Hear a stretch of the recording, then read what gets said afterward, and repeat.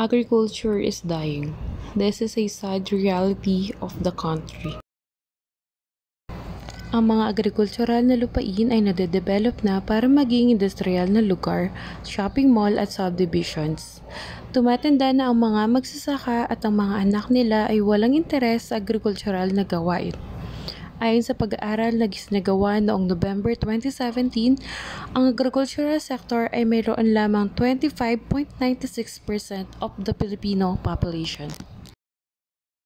Ako po si Jubel David Espino, na nakatira po ako sa Sitio Madera, San Rafael, Bamban, Tarlac.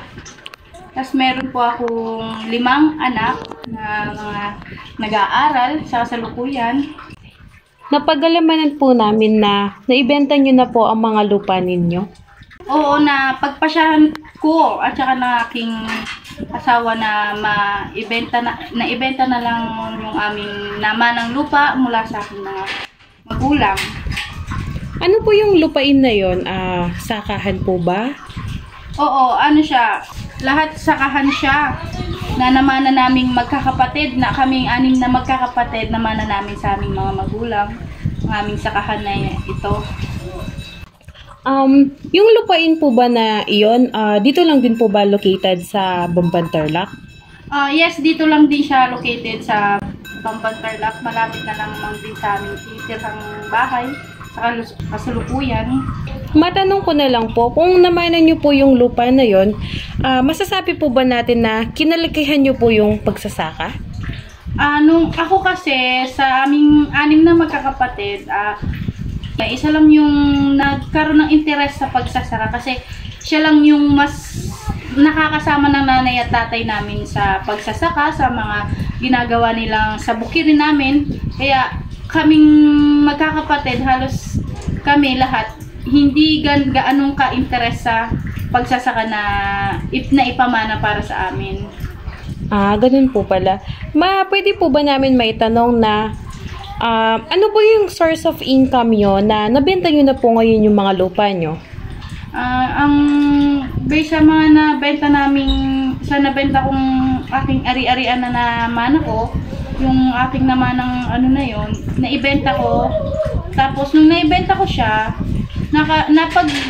napag-isipan ko na una muna gawin namin yung aming tahanan na ngayong tinitirhan, kasi noong bata kami, hindi namin ganong naranasan ng makapagpaganda ng tahanan. Yung aming kinalakihan na ay halos hindi siya ganong kaganda na gaya ngayon na modern na ang panahon ngayon.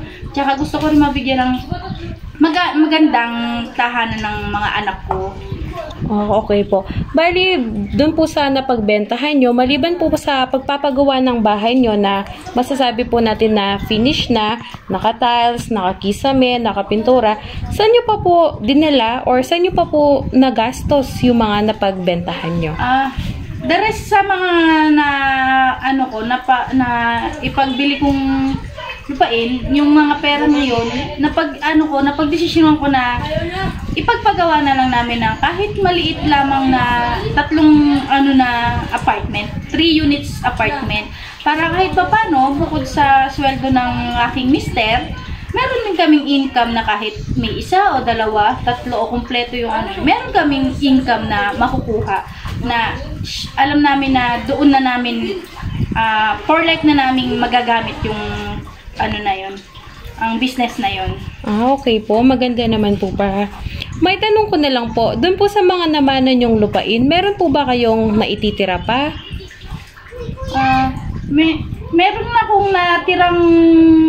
akong itinirang lupain para na lamang sa, syempre, paghatian rin ng gaya ng ginawa ng aking mga magulang, paghahatian din ng aking mga anak. Para pagdating ng panahon, meron na silang kanya-kanya sariling pamilya, meron na silang lupa.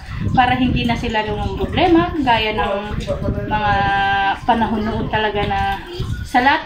Ngayon, okay na. Para maging masettle nila yung kanilang pamilya pagdating ng araw. Sige po, maraming salamat po.